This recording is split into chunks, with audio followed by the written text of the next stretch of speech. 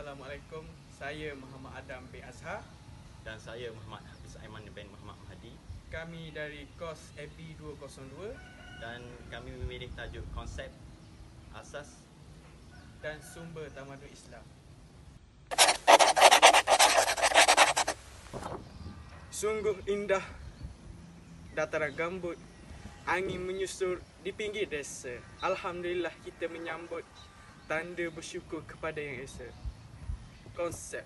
Konsep tamadun Islam dari sudut istilah dengan lebih mendalam, iaitu ertinya kemajuan yang telah dicapai oleh umat Islam dalam aspek kerohanian dan kebendaan dengan berpandukan dengan Al-Quran dan As-Sunnah. Sebagai contoh, kemenangan yang Islam menjulang ketika pada zaman Rasulullah sallallahu alaihi wasallam dalam beberapa buah peperangan yang dimenangi. Dikatakan sangat bertamadun adalah kerana Islam sebagai satu cara hidup melihat manusia sebagai makhluk istimewa, berpotensi dan mampu mencipta.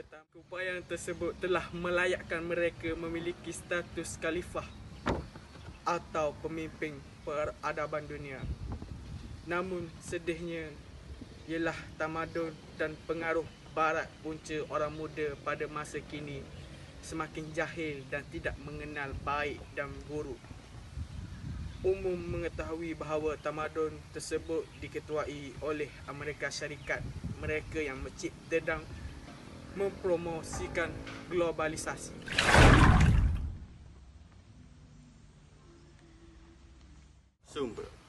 Sumber tamadun Islam terbahagi kepada dua, iaitu sumber wahyu dan sumber sekunder.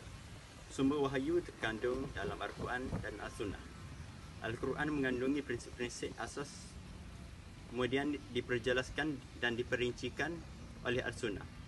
Kedua-dua ini merupakan sumber inspirasi umat Islam untuk membentuk, membangun, mengimbangkan tamadun lain.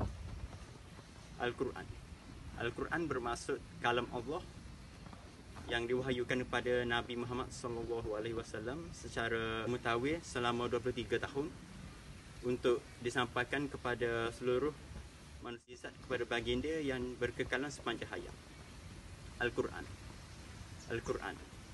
Al-Quran mengandungi keseluruhan ajaran Islam yang merangkumi konsep ketuhanan, sistem perundangan, alam gaib, nilai moral dan fakta-fakta sains.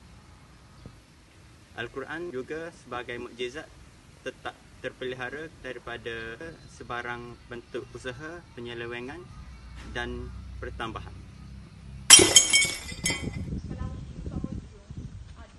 Tamadun Islam mempunyai beberapa asas yang penting dalam mewujudkan pembangunan kebenaran dan kerohanian umat Islam, iaitu asas keimanan, asas ubudiyah, asas syariah dan asas akhlak. Akidah adalah salah satu perkara asas, iaitu memajukan muka bumi ini sama ada dari sudut kebendaan atau kerohanian. Hal ini juga hendaklah berasaskan kepada keimanan kepada Allah Subhanahu Wa Taala dan Rasulullah Sallallahu Alaihi Wasallam.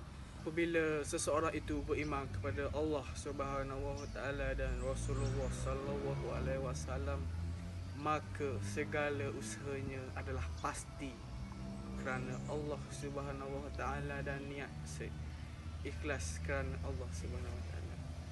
Ibadah. Tujuan manusia hidup di atas muka bumi ini adalah semata-mata beribadah kepada Allah Subhanahu Wa Taala, dan itulah tujuan asal kehadiran mereka dibangunkan di muka bumi untuk mengikut perintah Allah Subhanahu Wa Taala. Semua aktiviti manusia, sama ada urusan agama atau dunia, semuanya adalah dikira sebagai ibadah, dan juga membangunkan muka bumi dianggap sebagai ibadah jika ia dilakukan semata-mata niat mencari keredaan Allah Subhanahu Wa Taala. Rasulullah sallallahu alaihi wasallam adalah merupakan contoh yang terbaik dalam memakmurkan muka bumi, iaitu ketika baginda berhijrah ke Madinah. Pertamanya ialah membina masjid. Kedua, beliau mempersaudarakan puak-puak yang bertelagah dan menetapkan perlembagaan atau undang-undang. Tamadun Islam adalah tamadun yang berlandaskan kepada syarak.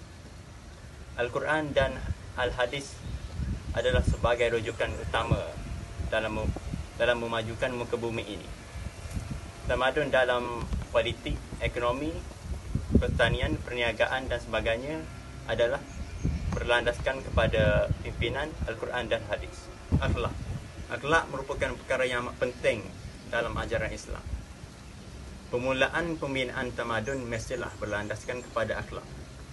Tanpa akhlak yang mulia, manusia tidak akan mencapai ketamadunan.